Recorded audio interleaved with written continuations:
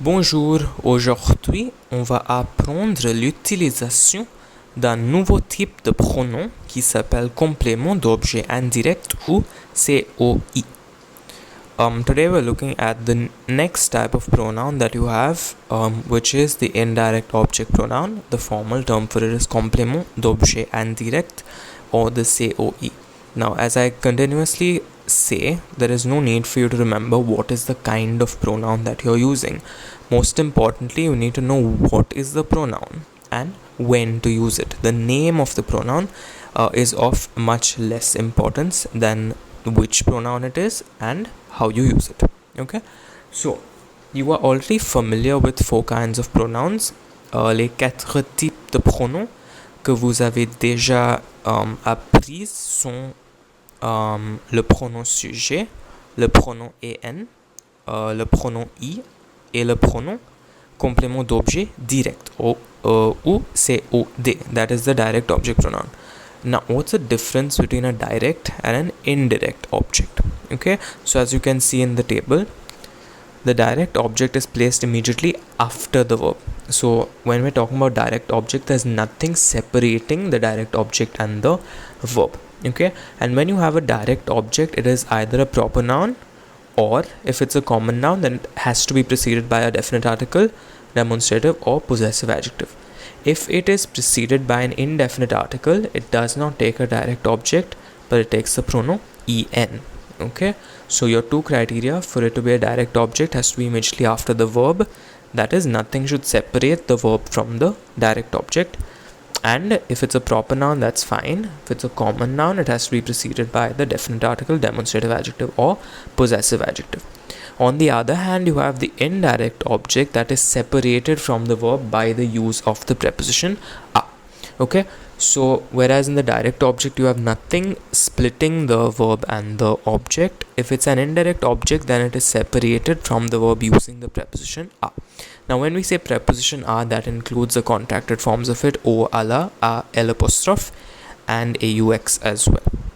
Okay, a direct object may take the form of a person as well as a thing. Okay, whereas your indirect object can be only a person. This is a crucial difference.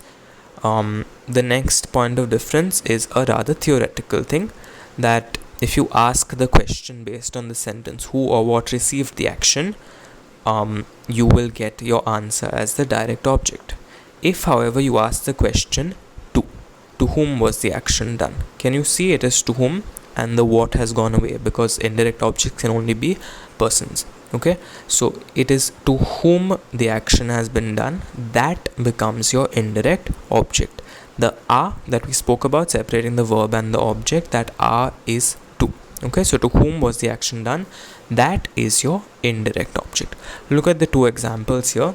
Okay, let's look at direct object first. It says je cherche mes clés. I'm searching for my keys. So chercher is the verb.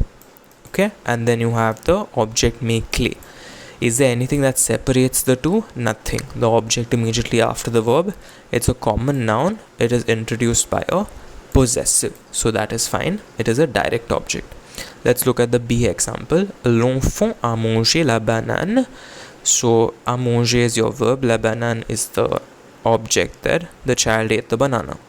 So again, there's nothing separating the verb from the object, and you can see it's a common noun that's introduced by a definite article. So again, this becomes your direct object. Okay, if we look at the right side, it says j'ai donné un cadeau à mon enfant. I gave a gift to my child. Now, can you see that there is separating? Ignore this un cadeau for now. Okay, can you see that between donner and mon enfant there is an a? Okay, that separates the verb from the object. Okay, so when you have this word a separating the verb from the object, this mon enfant becomes the indirect object. Okay, Joanne téléphone au directeur, which means Joanne is calling up the director. Okay, so again you see téléphone is the verb here. Okay, the object is directeur. What is separating the 2? Can you see that there is o over there? That o is the contracted form of a, and therefore it becomes an directeur becomes indirect object. Okay, now when we say a, you need to be careful. If it is a plus personne, that is a or o or ala, that is followed by a person. When you say person, it can be the name of a person, the designation, the job, okay, family, relative, any word that indicates a person. Okay, so when you have a followed by a person, that becomes your indirect object. If, however, you have a followed by a place, you know that that is your indication for the use of the pronoun e. That is the letter Y. Okay, you know indirect objects are only persons. So don't straight away see when you see a that you have to use an indirect object. A plus personne gives you indirect object. A plus lieu, that is a followed by a place, will give you the pronoun e. That is the letter Y. Okay, so you need to be a little careful about that. Now, let's talk about the indirect object pronouns. Again, this is from your exam point of view. We look at only the third person. Okay, just a side note, the direct object and the indirect object is the same for the first and second person. Me, te, nous and vous. Just like you have the direct object, the indirect object is the same for the first and second person. The change happens only in the third person, and this is what is tested from your exam point of view. So when we're talking about the third person, you have only two indirect object pronouns, that is lui, L-U-I, for a singular noun, and leur, L-E-U-R, for a plural noun. Okay, we have only two COIs, only two indirect object pronouns, lui and leur. Therefore, we are only concerned with the number of the noun. We are not bothered about the gender. Only number is a consideration for COIs, gender is not. Okay, so in your direct object you have le and la in the singular. Here you have only one, that is lui. So in the indirect object you are not concerned about the gender of the noun, rather you're only bothered about the number. Okay, let's move to the next point. In this table here you have a list of the common verbs that take indirect objects. Now here there are very few, okay, because there are very few verbs which follow themselves with a or o or ala or any of those contracted forms of a. So let's quickly run through them. Parler is to speak, offrir to offer, donner to give, téléphoner is to call, écrire to write, envoyer to send, dire is to say or to tell, répondre to answer, obéir to obey, prêter to lend, rendre visite is to visit, annoncer to announce, ressembler is to resemble or to look like, and conseiller is to advise. Okay, these are some of the verbs that take indirect objects after them. Now this is not an exhaustive list, there are some more as well, but these are the ones which are most frequently used and asked as well. Okay, the placement rules for the indirect object is the same that you have studied for the three previous E and Y indirect objects. You know that the subject pronouns do not follow placement rules. So your first type is when you have a single verb, the pronoun is placed before it. Joanne téléphone au directeur. This is the same one from the explanation table. Okay, now how do you identify if it's an indirect object? Between the verb and the object there will be a it'll either be a or any of its contracted forms. So here you have o and then it is a person. Okay, so it is an indirect object. Now you only have to bother about the number, whether it's singular or plural. Directeur singular, so it goes as lui. Where do you place it now? It is Joanne lui téléphone. Okay, next one, nous écrivions une lettre à nos grands-parents. Now in this one, can you see écrivions, okay, and à nos grands-parents? So what is separating the écrivions and the grands-parents? You have the preposition à. Okay, à plus personne gets replaced by an indirect object.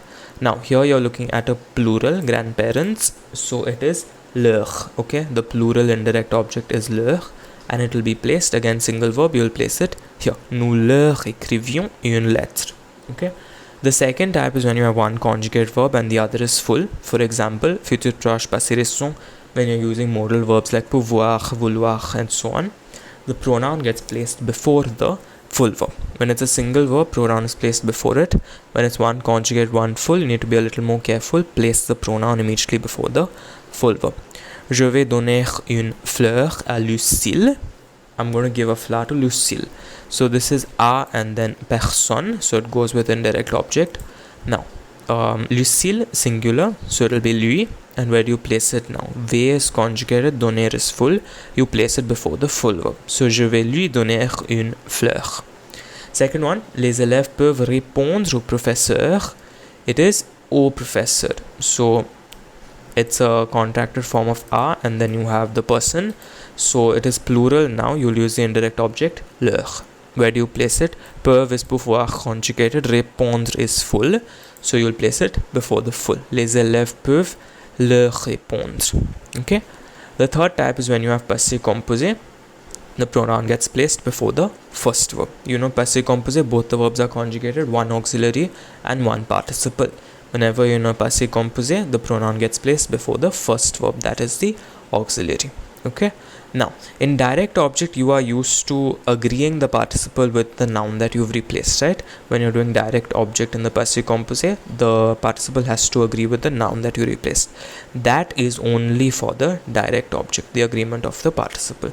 That rule stands only for the direct object. For all the other pronouns, we do not do any agreement. Okay? So, in indirect object, you will not have to do any agreement even in the passé composé. Le Père Noël a offert beaucoup de cadeaux aux enfants. Now, this is aux enfants. It's an contracted form of a, and then you have a person, which is the children, plural, so it'll go as leur. Now, where do you place it? A offert, passé composé, indirect object places before the first verb. So it'll be le Père Noël leur a offert beaucoup de cadeaux. Sixth example, Monsieur Lenoir a annoncé sa promotion à sa femme. Now, à sa femme, it is a and then a person to his wife. So it is singular here. It will be lui that you'll use. And where do you place it? A annoncé, passé composé, you'll place it before the auxiliary. So Monsieur Lenoir, lui, a annoncé sa promotion. Okay. As I told you before, the passé composé, the rule of participle agreement is only in the case of a COD or direct object pronoun. There is no agreement that happens for any of the other pronouns, be it en, y, or indirect object. Okay, there's an exercise for you here, 8 sentences. Please check why you're using an indirect object, and then you can replace it with an appropriate indirect object pronoun. Please see that you're placing it correctly based on the 3 rules. Merci, thank you.